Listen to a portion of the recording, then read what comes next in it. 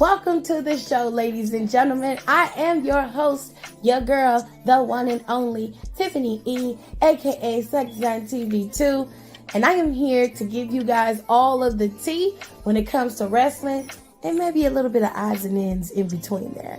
So why don't you go ahead, go get your snacks, go get your juice, go get you a good drink, a good glass of wine if you can drink it. If you're underage, don't be drinking, okay?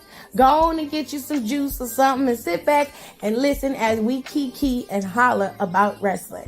Because over here, you get a plethora of things when it comes to my show, okay? You get wrestling commentary. No benefit of the doubt. Dr. Phil say don't do that. Dr. Phil say when somebody show you who they are, and so did Maya Angelou, believe them. Them two hoes is snakes. They been snakes, and them hoes was like that when you got there, and they like that now, so fuck them both. And they did the right thing by letting them headline WrestleMania. They most definitely deserve to headline WrestleMania. And that is how you close a Mania. What else we get?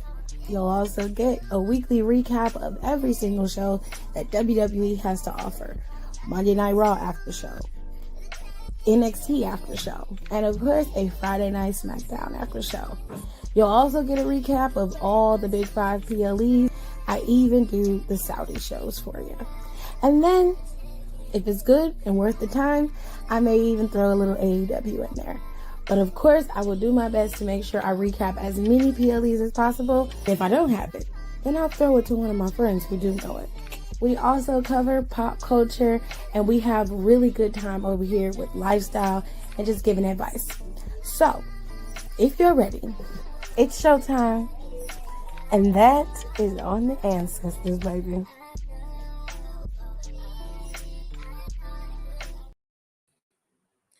Alrighty, so SmackDown was a pretty mellow show. It was pretty quiet. They didn't really have a lot going on, but there was enough to keep you interested. And we got some stuff on what's going to happen next week, as well as for Monday Night Raw and for SmackDown. And of course, we're going to be heading into Money in the Bank. So there is that. Now, let's get into it. Top commenter of the day goes to, drumroll please, Hiram. Hiram was the first person in the live when I went live. So Hiram gets top commenter of the day. So shout out to you, Hiram. He's also one of my moderators. Then you have Icy Brazy, who came in after him. And of course, Sasha is next. So shout out to all of y'all for being the top commenter of the day. And if you ever want to be having a shout out and be the top commenter or one of the top commenters of the day, then you have to come in right when I go live. And as soon as I am live, actually live on my page, then whoever is the top 3 comments will get a shout out from me and my top commenter of the day. Okay? Hello to everybody who is here. Thank you for coming in. Here we go. Okay, I wanted to make sure I had all the renders for today because WWE pulled a fast one on us. Okay, there was a match missing on tonight's card. All right, I don't know why it's missing, but there is a match missing. Okay, and I'm gonna get into that in a second. I promise. Sir, I want to say happy Pride Month to all my LGBTQIA plus folks. Okay, I hope you guys have been enjoying your Pride Month. It's winding down. You got a couple more days to enjoy it, but happy Pride Month because I don't remember saying it earlier this week or earlier this month. So happy Pride Month to you all. With all that being said, Monday Night Raw kicked off with these two. My distinguished twins has returned. The Usos came out there and cut a promo, and it's pretty impassioned. They were out there, and essentially what they did is they were talking about how they felt like Roman betrayed them as their cousin and as their family. They felt like Roman is not listening to reason. He's belittling them, he's putting them down, and they're just tired of that. They're done with it. He said, when we were running as a unit, working as a team, especially Jay, he said, I did what I was told. I moved how I was supposed to move. You said jump, I jumped. You said get low, I got low. I did what I was supposed to. But it was a respect there. There was a level of respect. Now, I beg to differ, but if he says that it was, then so be it. But I beg to differ. I remember from the beginning, he groomed your ass to be to be his right hand man, to not be an enforcer, but to be a foot soldier. Then your brother comes in, tries to be himself, and then he threatens to beat him down, to which you convince your brother to fall in line, and y'all both become foot soldiers. And that's how he was able to maintain his footing over y'all and keep y'all in line, because y'all feared losing your cousin and being removed from the family. Instead of doing what was right, you did what was comfortable and convenient. But now that things have changed, you're starting to see that maybe this ain't the way that it should be. We should be equals. We should be treated as equals. Y'all also are starting to see that Paul Heyman is part of the reason why Roman Reigns is always losing his shit. Roman is a little weasel of a parasite, and I've been saying this since day one. Paul Heyman, excuse me. Paul Heyman is a parasite. He's been that way since the beginning. Your cousin's mindset and how he moved and operated all began to slowly change and morph into this narcissistic, evil bastard. And it's been slow, it's been a slow change every year. You can see it. Paul Heyman, he pretends like he's afraid of him, but Paul Heyman knows he got his ear. Paul Heyman knows that he can control how things can go as long as he is the one who is manipulating the strings. And Jey Uso finally figured it out, and he's like, "No, Paul gotta go." Roman said, well, listen, he's my wise man. He's not the bloodline's wise man. He's not your wise man. He's my wise man. When you become tribal chief, you can pick your wise man. But this guy, he's mine. So they wasn't having it. Jimmy and Jay are gone. And now we got the bloodline civil war. Okay. The boys took out the tribal chief last week. And this week, they came out there and talked their shit. They said this ain't no singles match. You're going to be in the ring with one of the best, and if not, one of the greatest tag teams in wrestling history. So y'all are the ones who have to be on the defense. We on offense.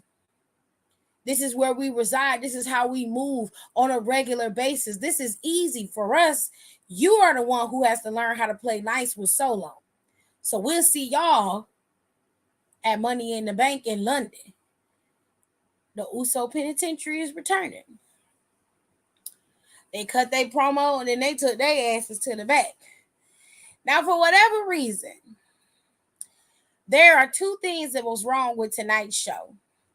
Number one, Rey Mysterio going up against LA Knight was unnecessary. I didn't watch the match because I was doing my nails. I didn't get to see it. But just from what I heard, it was an unnecessary match. It didn't need to happen. Number two, we're going to jump ahead to Pretty Deadly and Grayson Waller. Okay.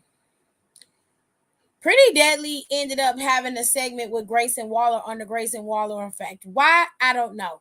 Quite frankly, that didn't need Pretty Deadly to be on Grayson Waller's show for that to even work. Grayson Waller has his whole show, and the premise of it has been watered down and is just unnecessary at this point. Okay. He does nothing, in my opinion, adding fuel to the fire or changing anything. He doesn't do anything. Now, he can help facilitate certain feuds. Like he was able to do that with Asuka and Charlotte. He was able to do that, of course, with Asuka and Bianca. With Bianca and Charlotte. But he doesn't need to be the facilitator in every single feud. When you start looking at it, he's on the show every single week nitpicking and poking and prodding at certain feuds to boost them or get them over in a different way. It's unnecessary. Grayson Waller need to be in the back feuding with somebody. There's plenty of people back there. Okay? Plenty of people. He could be having a feud with Cameron Grimes because Cameron Grimes don't need to wrestle Baron Corbin no more either. So there were two matches cut from the card today. Cameron Grimes and Baron Corbin were supposed to wrestle tonight, as was Shotzi and Bayley. Now, Shotzi and Bayley's match got cut. Like I said, they could have switched out Santos and LA Knight and Ray's match and given that slot to Shotzi and Bayley. Y'all could have gave us a lot more women than you did men. Now, to be fair to the Usos promo wasn't that long. It didn't take them that long to get down to the ring. They cut their promo and then they left. Okay, they wasn't trying to take up too much time, but y'all had the show booked out, and that segment with Pretty Deadly was unnecessary. That could have been a backstage segment. That could have been a little clip that was from earlier where Pretty Deadly was in the locker room bragging. Street Profits walk up, talk they shit.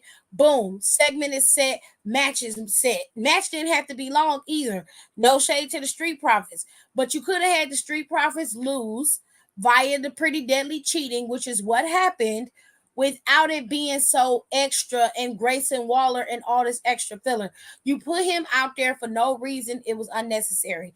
I wanted to see the match between Shotzi and Bayley. Now, what we did get when it came to the women was two matches. We got the Unified Tag Team Championship match. And in my opinion, that was the best match of the night. Okay. I really, really like this match, especially on Alba and Isla Dawn's part. They was out there working the hell out of Shayna and Ronda. And if we're being fair, all it took was a little tip of the tie, and them hoes could have been the Unified Tag Team Championships. Now, what Michael Cole and them made very clear is that they're reverting back to the original idea of the Tag Team Championships for the women's division. Was the Tag Team Championships will travel between all three brands, which also lends back to what Nick Khan was talking about in a recent interview when they say that they want NXT to go back to being a mainstream brand, which I believe will happen probably sometime next year. They'll be at the mainstream. And I still think they're still building NXT Europe, and all that stuff is still coming down the pike. So there's a lot of stuff that is happening, and NXT is really starting to rev itself back up, and they want NXT to be a third brand, and it's going to be a third brand. With all that being said, this match was good. Everybody performed well. I didn't see a lot of botching in the match, but there could have been, but I didn't see a lot. Everybody did their part. They were catching people like they were supposed to. Everybody was in their spots like they were supposed to. Those spots that Alba and Isla did were flawless. They were so much fun to watch. I can't really say anything bad about this match. It was a double pin, double submission towards the end, which I thought was kind of cool. But the girls got to showcase what they was capable of, and Ronda and Baszler were on the men for the majority of that match. They ended up being able to take control later on. I like this match. This is one of my favorite matches of the night, if not my favorite match of the night. So Ronda and Shayna are now your unified tag team champions. Now, Raquel was sitting ringside, which was extremely obvious that Liv was coming back. I wish they wouldn't be so transparent and they would let Raquel come out after the girls won the match. That way, it didn't look so obvious that Liv Morgan was returning, but Liv did return. She is returned ahead of schedule, and they say that Liv Morgan is 100% completely healthy and cleared, so she will be competing as a tag team against Raquel Rodriguez very soon. Now, I know a lot of people, with Raquel Rodriguez very soon, and I know a lot of people were upset that Raquel didn't qualify, but obviously this is the reason why she did not qualify for Money in the Bank. But that also leaves Rhea Ripley without an opponent, without a feud, and it's pissing me off. But We got to trust the process. We have to trust the process. Now, a lot of people was upset because they felt like the tag team titles being unified could have been given to Isla and Alba Fire. To their credit, that is true. But the one thing that WWE is all about is what? Boosting and ratings. And Ronda Rousey having those unified tag team championships allows her to travel to NXT, which means you're going to have more eyes in NXT for the time frame that she is there. And more than likely at the Great American Bash, Ronda and Shayna will defend those tag team championships against a tag team in NXT. Now, I don't know who that's going to be, but I'm pretty sure that's what they're going to be doing for the next month or so after Money in the Bank. It's going to help boost a little bit of ratings, especially after what happened when Seth went down there. The ratings were high. They were in the millions for views with Seth and Braun Breaker. So you can see where this is heading. You can see where it's going. Okay. With all that being said, like I said, I wish they would have kept Shotzi and Bailey's match. Shortly after that, we got a match between Charlotte and Lacey Evans. Charlotte and Lacey Evans didn't really have great chemistry the first time they battled each other, but this time they had decent chemistry. But Charlotte still outworked her ass, and Charlotte still was being Charlotte. Now, I saw Charlotte's new robe and her new gear. I thought it was cute. Her makeup was nice. I just wish that you hoes would get y'all weave layered. That's all I ask is when you put them long tracks in your hair, is that you put them in by length. So if you got 16, 18, and 20, put the 16 in first, 18 underneath that, 20 on the bottom. That way it don't look like your real hair is sitting up here by your throat. And then you got these long ass 36-inch tracks down to the crack of your ass. We ain't gonna be able to tell because everything gonna flow nicely. Okay, just please help me out. I'll be begging. You between you, Becky, who else do that? You, Becky, what's her face? Thea hair like that. Tiffany Stratton hair ain't like that, but sometimes that whole hair just be a mess. Ugh, ugh, ugh. I just want it to be better. Okay.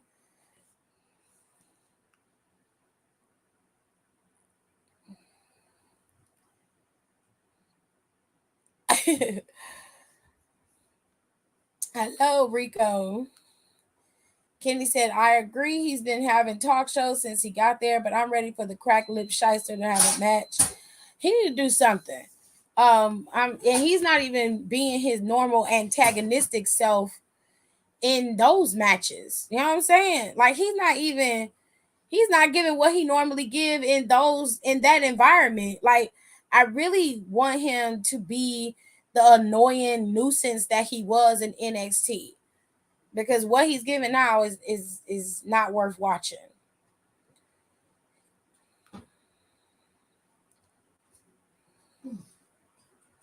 Hey Nicole. She said I ain't watched SmackDown because I don't have Fox. Girl. To be honest, this was a SmackDown you could skip. It wasn't gonna kill you if you skipped it. It was a pretty simplistic show. Um, to make it plain, the Usos opened up the show. They cut their promo. After that, Rey Mysterio went up against LA Knight. LA Knight beat Rey Mysterio. He tried to tear off Rey's mask, but LA Knight ended up getting scared away by Santos Escobar, sorry. Solo and Paul showed up, and Paul Solo bumped into Ridge. Ridge said something to the effect of "Watch where you're going," and Samoan spike to the throat. This led to Sheamus calling out Solo and telling him if he want to fight, he can get his ass in the ring later on tonight, and me and you can have a fight. You'll have to fight for your life, which is what happened. They made the match later on in the night. The main event was Solo versus Sheamus. Now, The unification match between the girls, like I said, was the best match of the night. They put on a banger of a match. All four women performed beautifully in that match. I enjoyed it. If you get the chance and you go on Twitter or you go on YouTube and you can see the clips, I hope that they show the spots where Isla and Alba were doing their thing because they were out there working. It was really, really fun to watch them. Shayna and Ronda ended up winning. Liv came back, and Raquel and Liv made it very clear that they were making a beeline for those tag team championships. Grayson Waller had the Grayson Waller effect. It was unnecessary, but they did. Pretty Deadly was on there, and they pretty much bragged about being champs, winning the whole thing, and going all these different places and doing. And we did it all. We're getting ready to be the champions, whatever. Street Profits came out, thwarted that, and they had their match. Now Montez put on that titty bra that the Pretty Deadly that Pretty Deadly be wearing. Them motherfuckers is stupid. But anyways, they put on their titty shirt. But ultimately, Pretty Deadly was able to win by using the ropes as leverage. The ref did not see it. Pretty Deadly picked up a win. Charlotte went up against Lacey Evans. Like I said before, it was better than the first match that they had. It was cleaner. Lacey was doing her job. She looked like she straightened up and she's tightened up. She was just out there to help facilitate Charlotte getting a win, and then Asuka coming out and attacking her, which is what happened. Asuka attacked that heifer so bad she came out her shoes. She came out of one and took the other one off and threw it at her. Them hoes was fighting. Thank you. Sorry.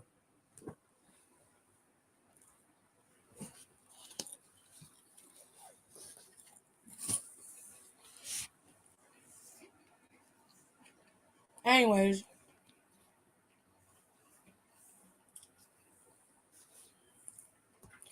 Adam was in the back. He was talking on the phone, and then Bianca showed up. Adam asked Bianca what was her intentions of being ringside at next week's match. Bianca told him straight up, I just want to make sure that nobody else jumped the line again so I can get my spot. Everything else is on them. They're going to be paying attention to each other. They ain't got no reason to be looking at me. But she said if one of them put their hands on me, I'm going to defend myself. What you want me to do? Adam said, well, we can't have that. There's too much at stake. Too much is on the line.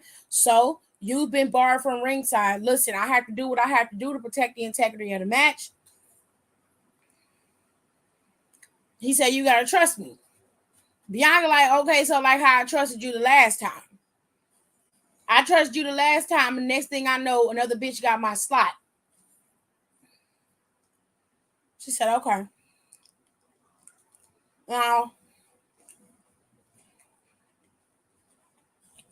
Bianca done been banned from ringside. We don't expect that bitch to just sit in the back and not claim her spot. So we're going to have to wait and see. Like I said, the main event was Sheamus versus Solo. Solo and Sheamus had a decent match, I'm not going to lie. Was I interested in that match? No. That match did not have a definitive winner either because Sheamus ended up being, basically he got beat into the barricade, quote unquote, by Solo. This caused his brothers to come out there. They super kicked his ass 3 times and then did a frog splash off the top rope. And of course, Paul Heyman was standing there glaring like a little evil troll. And that's how it went off. Smackdown really wasn't like this overhyped show like it was last week.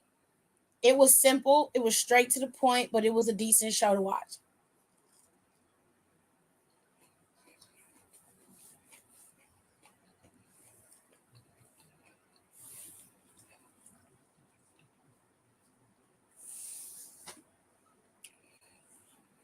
He called the Chase U girls refrigerator bats. or I'd have beat his crusty lipped ass.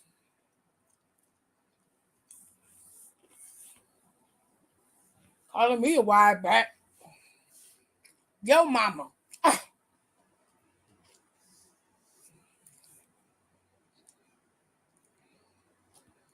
Now, next week,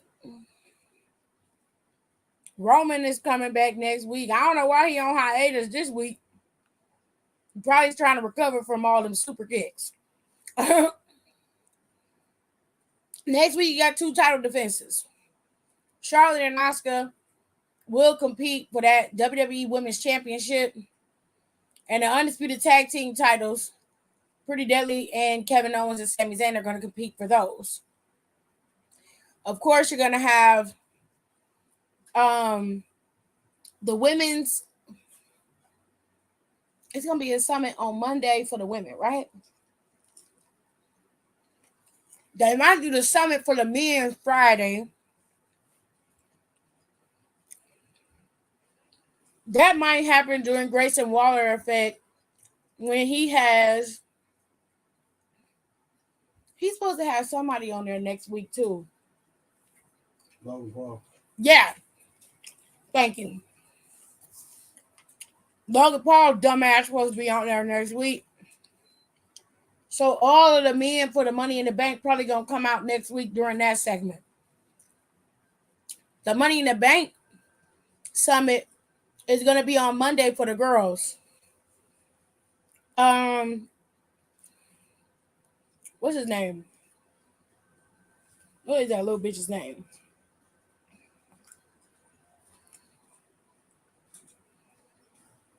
I can't think of his name.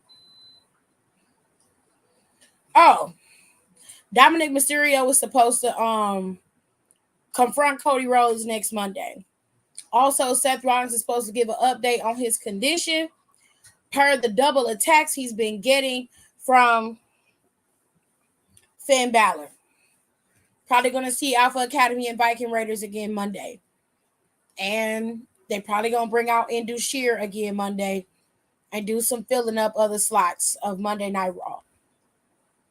Now, Saturday, like I said, you got 2 championship defenses that are happening on Friday. I ain't seen Austin Theory in 2 weeks, and I'm happy about it.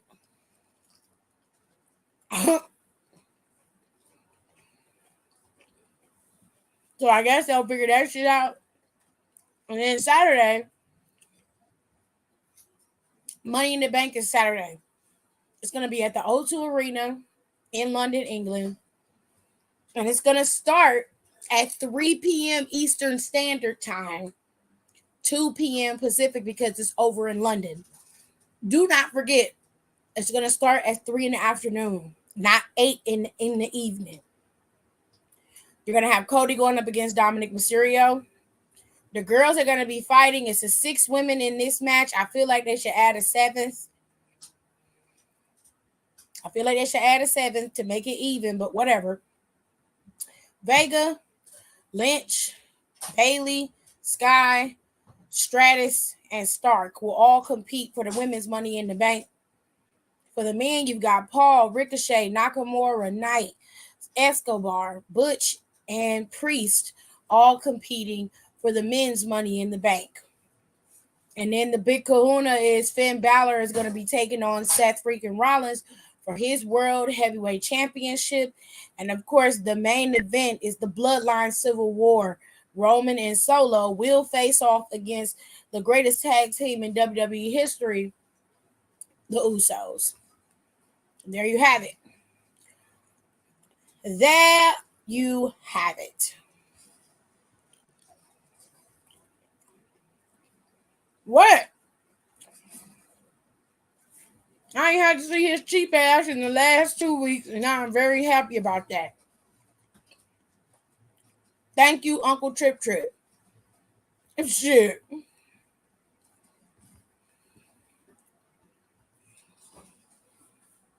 Do not forget, ladies and gentlemen, 3 p.m.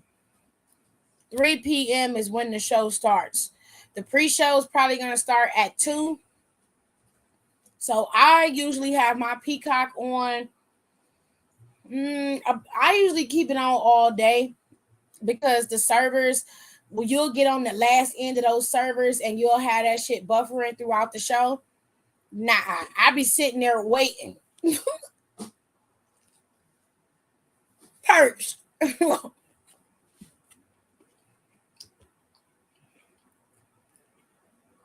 So I highly recommend that y'all wait. Get up in the morning. If you get up around 11, put your TV on Peacock and leave it at that. Don't change it.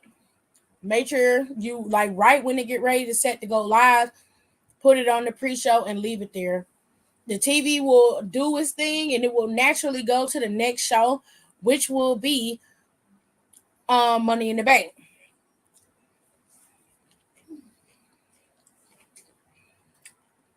Now, after we're finished with Money in the Bank,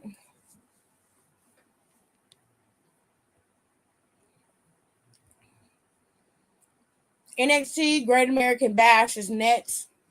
It'll be on the 30th, which will be 29 days from Money in the Bank.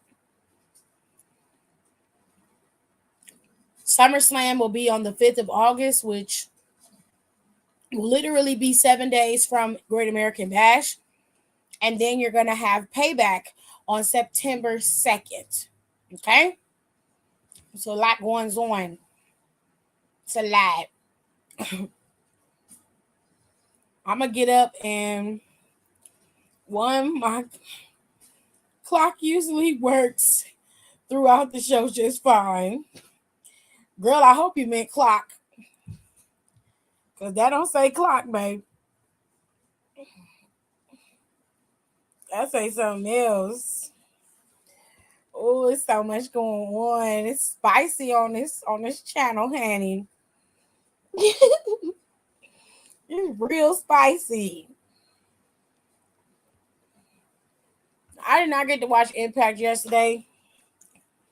I'm kind of mad about that. It's still up on their YouTube channel. Since I subscribe to the members only content, I can see it. I'm gonna watch it and then I'll do a full breakdown of Impact. Maybe I'll do it Saturday afternoon when me and AJ get back doing for what we want to do Saturday.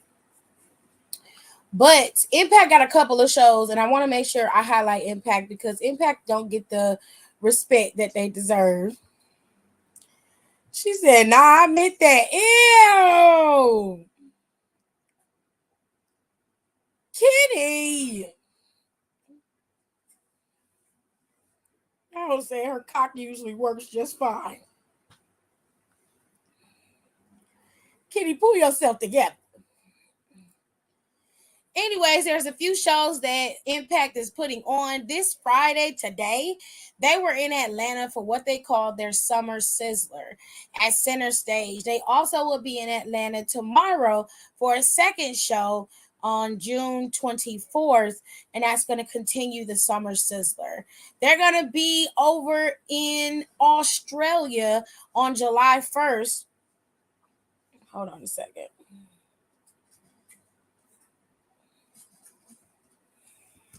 They're going to be over in Australia on July 1st and Friday, June 30th for Impact Wrestling Down Under Tour. And they're going to be having a great time at Essex, I think that's how you say it, Essex Center in Wagga Wagga, NSU, Australia. So they're going to be overseas living their best life just like WWE is. The only difference is they're going to go to the counterpart, which is Australia, and WWE is going to be in the UK. Now, Slammiversary is on July 15th. So that's going to be about 2 weeks from their July 1st show with the Impact Down Under tour. Slammiversary, and then they have the Slammiversary Fallout, which is on Sunday, July 16th. Okay, so they have a show and then another show that's going to let it play out whatever happened on Slammiversary. So to give you the three shows the three matches that are currently booked for Slammiversary, Nick Aldis is going up against Alex Shelley. Now, Nick Aldis won the right to go up against whoever was Impact World Champion at the last pay-per-view that they had. Now, I can't remember that name of that damn pay-per-view. What was the name of that pay-per-view?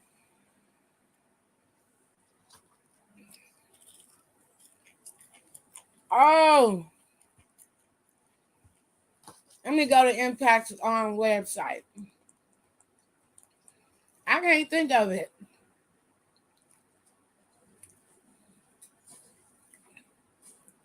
I cannot think of it for nothing. I'm drawing a blank. Can you give me a juice when you get a chance? Yeah. Here we go. I think it was Under Siege. Let me check. No, it was Against All Odds. Okay. So, Against All Odds was 2 weeks ago. Just about. At Against All Odds, Nick Aldis participated in a match that was to determine the number one contender for the Impact World Championship. Nick Aldis was able to win that match. He was competing against Jonathan Gresham, Heath Ledger. Like he was competing against several people. All right. Now Alex Shelley earned a shot to go up against the champion Steve Macklin. He also won his match. So Nick Aldis was set to go to Slammiversary regardless, but Steve Macklin couldn't best Alex Shelley, and Alex Shelley is now your Impact World Champion. So the match is set for Alex Shelley and Nick Aldis to compete for the Impact World Championship. All right. Now this match here,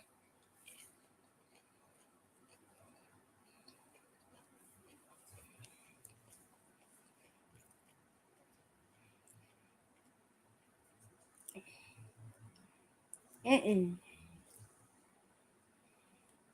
says someone got to be lively in the comments. I can't with her. No, it was All Out, Hiram. Thank you. This match here, it's not hard to explain, so we're gonna make it simple. Basically, Steve Macklin was a massive villain. Josh Alexander was champion. He was being incredibly disrespectful and rude to him. It looks like that's what they might do. Quite frankly, I don't know why they gave it to Alex Shelley. I was confused by that. I don't know. No, it's okay, Nicole. I don't know why they gave it to Shelley. I feel like if you were gonna have Nick Aldis go up against Macklin, you should have kept the belt on Macklin. I mean, if you're gonna have Nick Aldis go for that title, you should have kept the belt on Macklin. Alex Shelley could have got the title from Nick Aldis at a different date. I just thought it was odd that they dropped that title to Shelley like that. I just thought it was weird. I don't understand why they did that. But they may be turning Nick Aldis into a heel soon. So, but even still, they still could have kept it on Macklin. Like, I just feel like they could have kept it on Macklin. Aldis could have changed into a heel afterwards, and then it would have made sense for him to go up against Alex Shelley, right? But they did what they did. These two, Macklin ended up beating Kushida for the championship at a different pay-per-view. And of course, Scott D'Amore was not a fan of that because he doesn't respect Steve Macklin because Steve Macklin is on some bullshit. I think they gave him the belt so he could finally be a world champion, but I have a feeling it's going to go to Aldis. Me too. Like, I mean, they ain't bring him back for nothing. You feel me? Okay. So Steve Macklin is just a bully of a heel. Like, he's really, really brutal. So Scott D'Amore went and found somebody who he thought could be able to contain Steve Macklin and, you know, teach him a lesson, but also be the champion that he wanted for Impact, that people could respect or, you know, respectfully hate. Well, he picked PCO.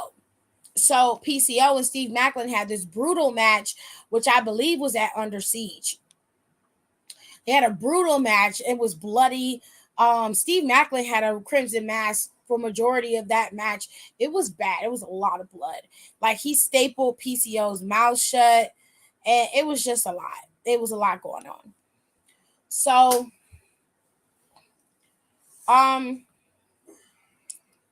after he beat PCO, the deal was that Scott D'Amore was to come out there and shake his hand and put the championship belt around his neck. His waist. Steve Maclin, of course, slapped away his hand and was giving him all the bullshit. And Bully Ray came out there. Now, to be fair, I hadn't been watching Impact prior to that, so I didn't understand why Bully Ray was there in the first place. I was very confused. I was like, don't you got a podcast to be worried about? Like a bitch to be fucking something, anything but having your ass back in Impact, taking up space, because your big ass don't have no business being there. I'm just keeping it real. I'm not trying to shit on nobody, but real fucking talk. Real rap. Your ass need to go home just like all the other wrestlers who are past their prime need to go home. It's okay for you to be on your podcast with your homeboys, talking y'all shit and popping y'all cool shit. But other than that, I don't need to see you on my TV screen in any way, shape, or form. I'm just going to keep it real. Because the shit you doing, somebody else in the back could do. It was unnecessary. It still is. But either way, they came out there and attacked, and he came out there essentially and attacked Scott D'Amore. Ended up putting him through a fire-lit table. Of course, this led to Scott D'Amore being gone for a little while. Some things transpired between the two of them. Against all odds is when Scott D'Amore returned. Scott D'Amore hit Bully Ray in the back with a steel chair. And this is where we got the segment on Impact recently where they had the 10-person mixed match, where he basically was like he's under attack from his boss. He feels it was a bunch of bullshit. He had a piece of paper out there and was crying and shit, talking about I'm being targeted, blah, blah, blah. Scott D'Amore didn't want to hear that shit. Steve Maclin came out there, and so did the lights go out, and then PCO show up. So the match was made because they was able to fight off Steve Maclin and Bully Ray. And the match was made between these four, and it's going to be Scott D'Amore and PCO versus Bully Ray and Steve Maclin. It's a very Vince McMahon-esque style match. If you care, you care. If you don't, you don't. I don't care because I don't really care for Bully Ray. So finally, the third match that has been booked for Impact Slammiversary is the Knockouts World Championship. Now, when Trinity showed up in Impact, it was an Impact for sure.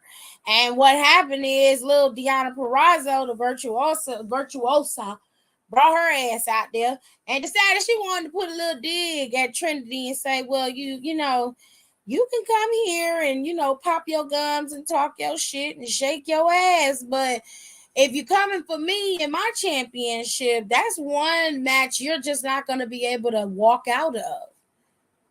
And Trinity was like, oh, is this what we paid for? Okay. She was like, well, if you're going to be in a match with me, bitch, you might want to check yourself before you fuck around and get fired again. I was like, well, she got you there, baby. Because she walked out. You got fired. You and I, we not the same. Now, ever since then, they've been having a mutual understanding. I stay out your way. You stay out of mine. You might have a common enemy like Giselle Shaw, her raggedy ass sidekick. I don't know his name, Jay something, and Savannah Evans. That nigga Jay is terrible. I don't know where they got him from. I don't know what he be trying to do. He's horrible. He's a horrible representation of what a gay man can be in terms of a valet to a woman. He is terrible. He's terrible.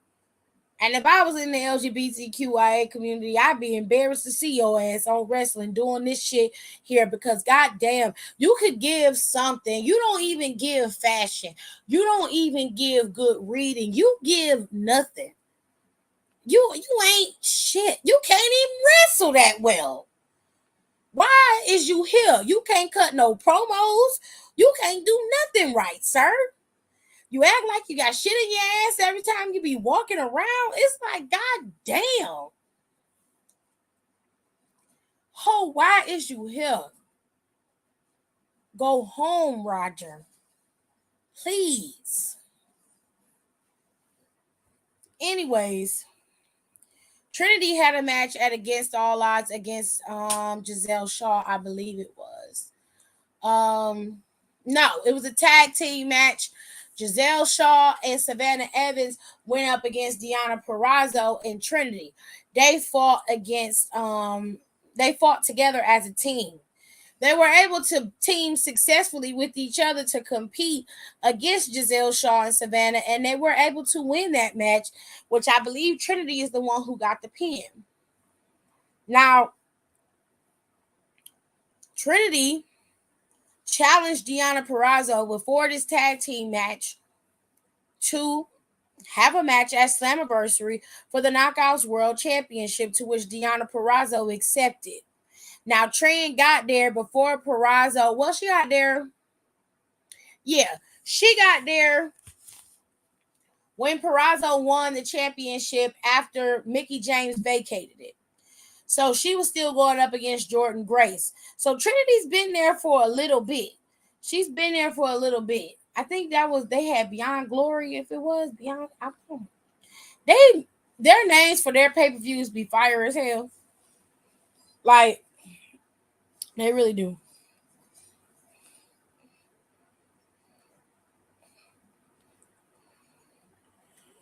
He already attacked Alex after their 10-person mixed match tag team. Okay.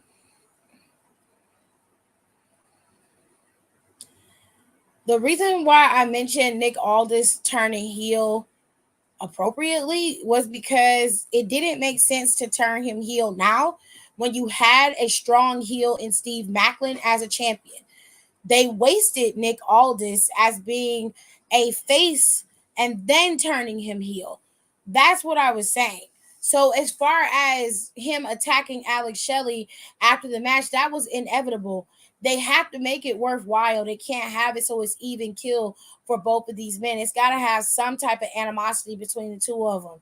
So him attacking him after that 10-man tag team match makes sense to me. However, they could have just left the championship on Maclin, okay, and had Aldis feuding with Maclin and left Aldis out of and left Maclin out of the shit that's going on with Demora and Bully Ray. That could have been a singles match. It didn't have to be no tag team match. Or Bully Ray could have incorporated somebody else in that match. They could have did anything other than inserting Alex Shelley in the middle of Steve Maclin's run as champion and then cutting him off before he even had a chance to be champion. It was unnecessary. If they were going to do that, they could have just gave the fucking belt to Kushida. That would make sense to me. You feel me? I would say he need to give up the podcast too. Child. Well, okay. Jay Cringe, he's horrible. He's fucking horrible. Rico said, Tiffany said, wherever you found him at, put him back on the ring. No, because he not finished. He is not done cooking. He ain't even golden brown. They took him out of that pan before it even browned. No. He's not even funny. And that's the thing. I could take it if the man was worth his salt valet wise. He don't even give good valet. He don't have no swag. He don't have no style.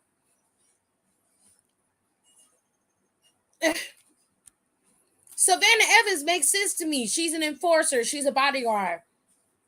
Fine. Savannah got more swag and style than he do. He dressed like a poor man's Jean-Claude Van Damme. Just look at the damn mess. Be walking and trying to switch and can't switch. You like, baby, what is going on? Is you hungry? Shit.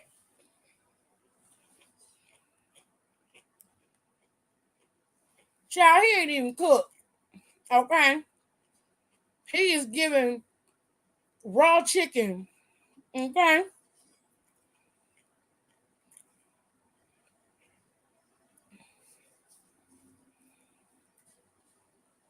Okay, Aaliyah. Please return the sender, please. I'm sorry, but people who don't sweep before they mop need to go to jail. I had to get that out as I'm watching this lunatic on my TV. Kitty's a mess. Can I have my juice, please? Which one? The cranberry apple. Savannah Evans is fire. She always has been.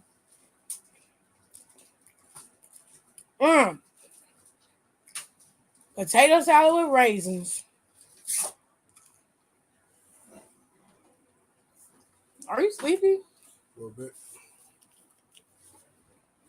Okay. That's just disrespectful. You mad disrespectful for that. Why ain't no one liked the damn video? Well, they ain't gotta like it because I'm finna get off here in a minute. So there you have it, ladies and gentlemen. Slammiversary has 3 matches on the card, and I'm sure they'll be adding more over the next couple of weeks. Those Knockouts Tag Team Championships need to be defended. Chris Bay and Ace Austin, a.k.a. ABC, definitely need to defend their tag team championships. You have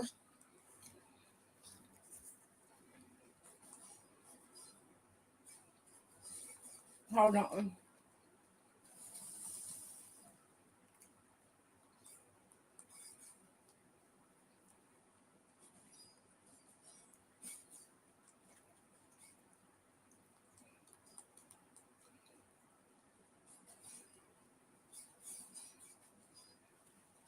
You got Sabian, who's a 9-time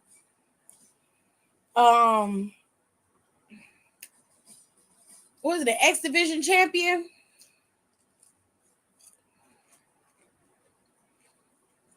I'm having champion 9 times. Yeah, it's the X Division champion. 9 goddamn times. I would say a green bean casserole. Green bean casserole good if you make it right. It's delicious. Anyways, y'all make sure y'all try y'all hardest to tune in to Impact. It comes on Access TV, and they have a members only page on YouTube that you can watch it on. I'm gonna go and finish smacking on the rest of my food. And I'll probably come on tomorrow and talk about Impact and what happened on the show. Y'all be easy. Have a good night. I hope y'all enjoyed SmackDown. If you didn't, don't worry. Next week's SmackDown probably going to be real hype, seeing as how it's right before Money in the Bank. Like I said, you got 2 matches for Friday night SmackDown before Money in the Bank. Sammy and Kevin will defend their tag team championships against Pretty Deadly, and Asuka will defend her WWE Women's Championship against Charlotte Flair. And of course, Grayson Waller is going to have the Grayson Waller effect with Logan Paul on it. All that being said, I hope you guys have a good night, and I will see you next time.